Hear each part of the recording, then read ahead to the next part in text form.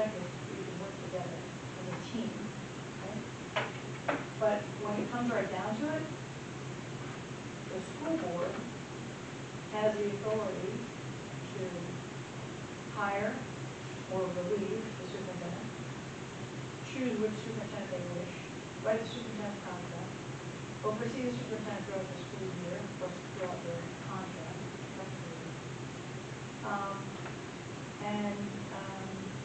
Also there should be some leeway in regards to bonuses and forced benefits. So it's actually a large position.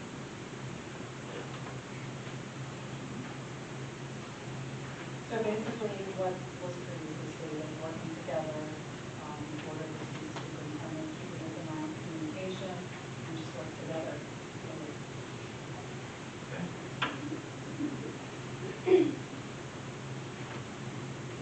And the gentleman on the screen. Yeah, so my understanding of the relationship between the board and the superintendent is one of, there's a level of accountability that has to be created, as mentioned in my previous answer. As the community represents their desire for the education of their children, the superintendent's role is to take that and turn it into action. So while the board sets the guideline, the board sets the vision, as representatives of the community, the superintendent's job is to take that and marry that up with the best practices from an education perspective and turn it into an execution plan in regards to, do I have the right people in place? Do I have the right curriculum in place? Do I have the accountability kind of top to bottom within the organization of the school district to be able to execute and achieve that mission, vision, and the guidelines that have been set by the board? So again, it creates that level of accountability, both from a strategic guideline perspective, a strategic visioning perspective, all the way down through execution. So the board and the superintendent work as a team of 10. They plan the district, the direction of the district and education together. The board functions on a policy level. The superintendent takes those policies and implements and enforces them into the district. The superintendent does the day-to-day operations, and he also advises the board and the committees on any matters that are happening in the district.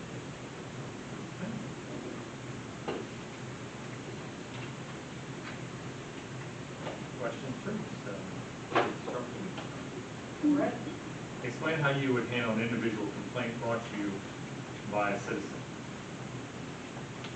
Well, I would listen to the citizen's complaint, and take possible notes, and I would bring that concern complaint to the superintendent for him or her to address as needed.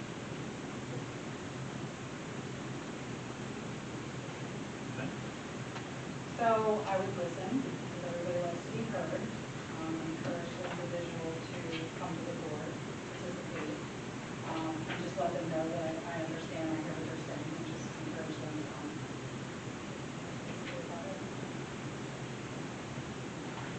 Tyler?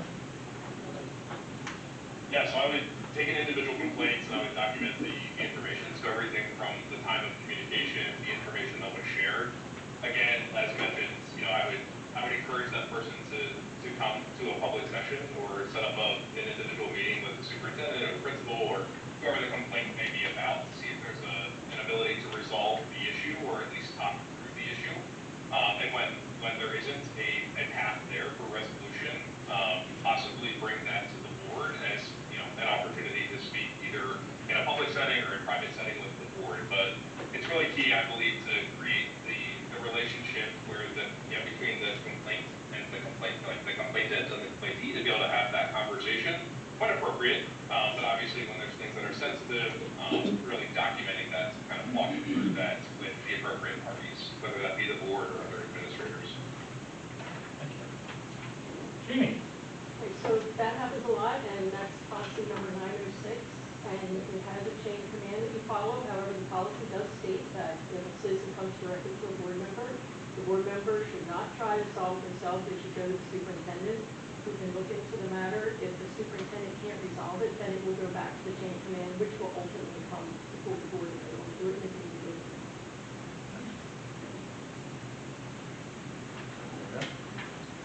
Give me a second. Question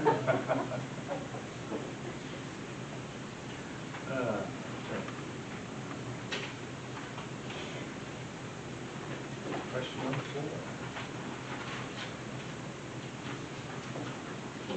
4. All right. Paul, your question is, explain your understanding of the board's role with budget preparation and approval. I want to repeat that question. Well, the first are all helpful. Okay, can you repeat the question? Sure.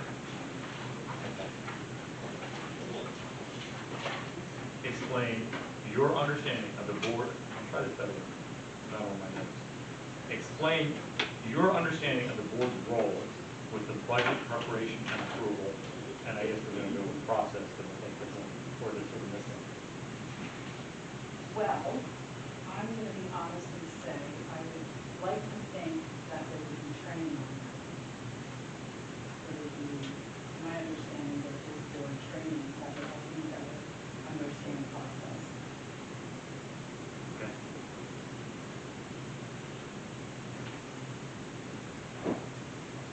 Bradley? Yeah, so the board's responsibility as it comes to the budget is really designed to be, oversight for the budget, to be able to actually work with the superintendent and district administrators to be able to establish the budget priorities based off the goals, the vision, the needs, the resources that are available, things like that. And then at the end of the day, it's up to the board to be able to actually walk through those final budget revisions, to be able to work with the administrator to make sure that we have the taxes and the income to be able to cover it, as well as the proper plans in place when it comes to using reserves versus operating budgets to be able to execute that plan. So it's one thing to have a budget in place, it's another thing to have the income to be able to support that budget, and then make sure all of the goals are able to be achieved. As far as the tactical day-to-day operation of the budget, it really just comes down to accountability and monitoring of that budget, whether it's things like what's the plan when, folks are behind on paying on lunches? I know that's a topic that's come up at several school board meetings that I've been a part of, communications going out. So again, there's different layers, whether it's strategic visioning, execution, there's the budget development, there's the day-to-day accountability, and then there's, the conversations around what do we do when there's, gaps in that process. It's especially sensitive now with the building project that's happening, and the continued, renovations and innovations that are happening within the school district. Thank you. It's coming, I gotta turn your page. Just wait a second. I already know you know the answer. You better know the answer. You gonna say my name? Come on. Gina, you? So the budget should reflect and support the plan that the superintendent's budget came up with. The business manager starts the process at the beginning of the school year with the superintendent. It comes to the finance committee, we work through it. I think February is when we usually got it for the full board, when we got the proposals. And then final proposal is usually in April. And then we're going into the hearing, and then we have to adopt it by June 30th. Good. Thank you. I really do not know, so. That's okay. But I'll put it down.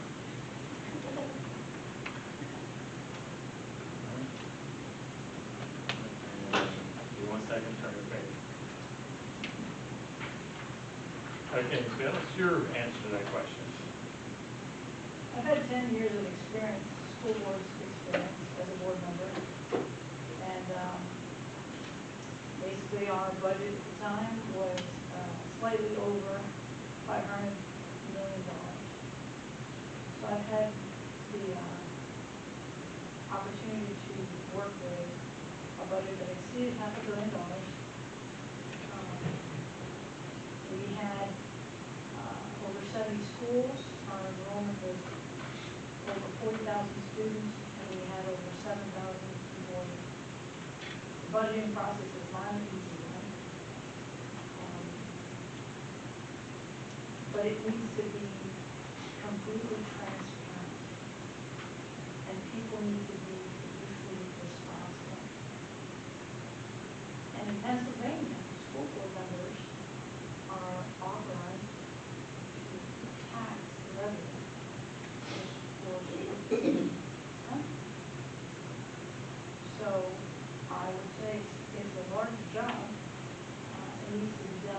to thoroughly and 100% transparent. And with the idea that, and the understanding in mind that you're managing people's tax money, you need to do it in the best way you can to get the greatest bang for the buck for these children. Because not only is it an expensive proposition, but these kids are only on a limited time frame. You have them for a limited time. The time that's missed in their learning cannot be more. So, that's all I'm saying.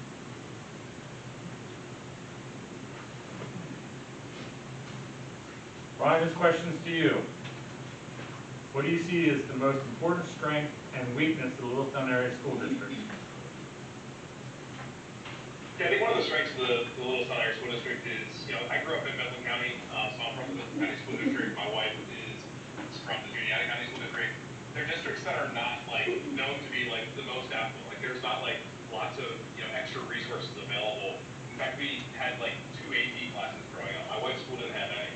I think one of the strengths of the Littlestown School District is the paths that have been set by the principal.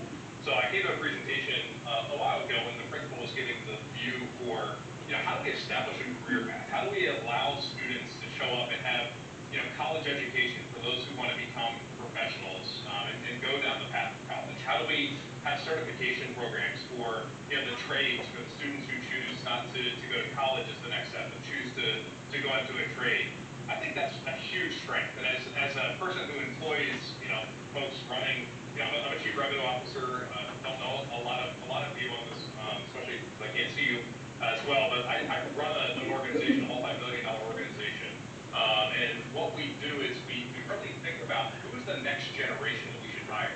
And it's something that I talk to my wife a lot about as she's a professor at Gettysburg College. And a lot of what we talk about is how do we help craft the next generation. And I think the Littlestown School District has done a phenomenal job at kind of outlining how do we prepare the next generation to be really good people as well as successful in the future part of America. At the end of the day, that's what we think is lacking from a lot of other school districts. And one of the reasons that I was intrigued on, even joining the school board was this idea of how do we continue to emphasize that path? That one of the weaknesses that I see is the students who have really been hurt coming out of COVID that are coming out of college or going into college and now interning with me at my organization or starting, and it's there's just a gap between where 22 and 24-year-olds are starting their careers today. And I think the path that Littlestown has created around the trades and around the preparing students for the next step is a huge strength that I was really impressed by for a school district the size of Littlestown. So I think that's one thing. I think the weakness is just the lack of community connection that we've seen so far. I mean, we've been in the Littlestown area for about 2 years now, moving from other parts of Pennsylvania and Maryland, where as my wife was finishing up her PhD before we settled here in her career at Gettysburg College. I think one of the weaknesses that we've seen is this the lack of community involvement at the level in the school board that I would really like to see. At all the school board meetings I've been to, there's 2 people in the audience. And I really want to figure out how do we just gain a better connection to the community at the school board level. Because I'm sure you're like many. My father-in-law served in the Juniata County School Board for a long time. And it was always the same 2 or 3 people that always called. And it's how do we just get more people to express their voice, to invest in the kids' education? So it's an area, I think, of opportunity, not so much weakness, but an area of opportunity of just how do you drive more community engagement into the conversation rather than having the same 2 or 3 voices, or simply just being a school board, representing them all. So I think those are the strengths and weaknesses that I've seen in the Littlestown School District. Thank you. Jean, you're up. Well, I would say the small town, tight-knit community that supports the district, like sports and in general, not necessarily school board meetings, I agree with that. Weakness, I would say, which actually isn't always a bad thing, but we've had a lot of turnover in the last year or so. And it does make people question what's going on, but it can also be very good. But it's viewed as a weakness. Okay, maybe a little unconventional, but I think I'm going to bow out because I'm hearing some really good candidates.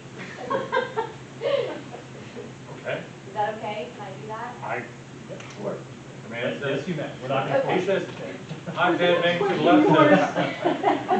Thank you. I do not know enough about the school board, so I want to see one of these people because there's some good about it.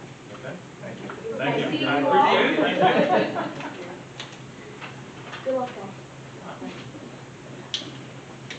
Yeah, I didn't realize the questions were that tough. They're really not for people who know what they're talking about, so.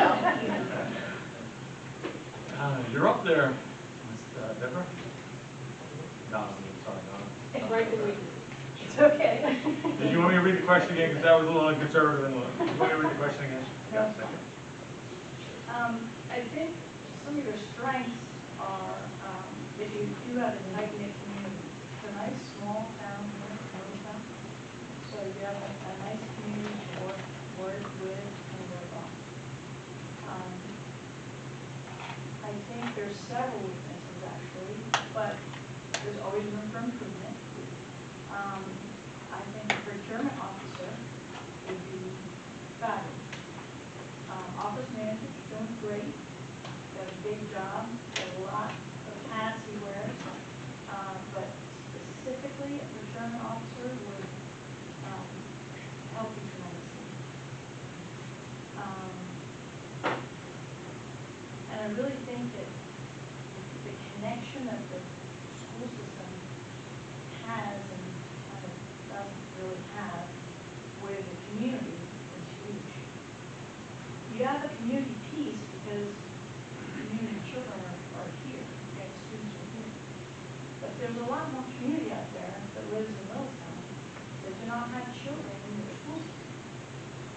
And you're missing that piece. And the strength that that piece can bring to the school system and support, both financially and verbally, would be huge. That's a big piece. The other weakness is that I noticed, and I'll share it, is your academics, specifically math, in the elementary grades and middle grades. There's a large room for improvement. I mean, I'm sure,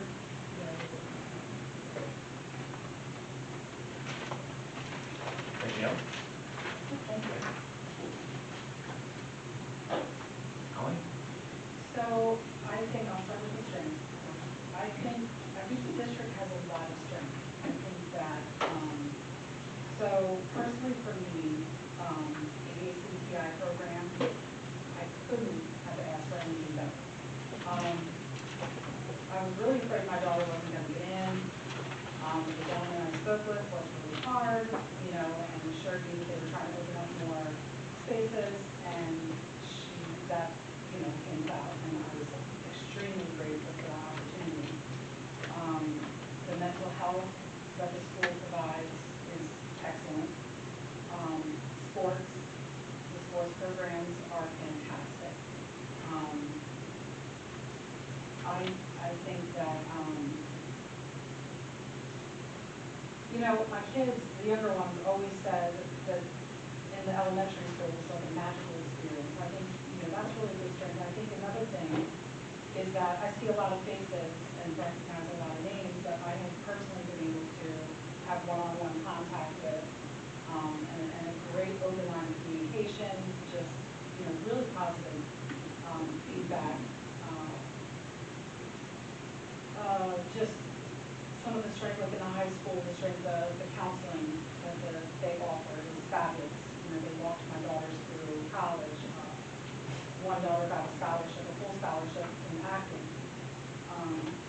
And I think one of the weaknesses is that maybe some of the programs we can start pushing a little bit more advertisement or social media, try to figure out a way to get, more engagement. I absolutely agree with the math. I think that's a really big weakness.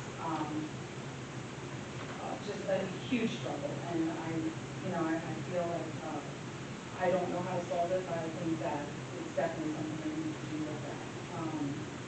I do think there needs to be more school board engagement, maybe some way, somehow we can engage the community. I guess that's about it. I think there's a lot of good things in the district. I really do. On a side note, you're going on to the ACT, what's the program machine? She's in the nursing. That's near and dear to my heart, so that's all. It's been a blessing. I mean, she's is certified in PhD, she can draw blood, you know, just basically she can walk out of there right now and get a job. And she also, during that program in the ACCI, I believe they had recruiters, so now she was enlisted in the United States and the National Guard as well from there. I believe they visited, that's where they visited. So, I'm very grateful. I could be wrong, That's right, I'm on the financial part, and he's on the other part, but I didn't know that part, but I will, genuinely thankful. it's, I mean, I don't really don't change, but it's in my heart. So. Okay, Jeannie, you're up. Ready for your question?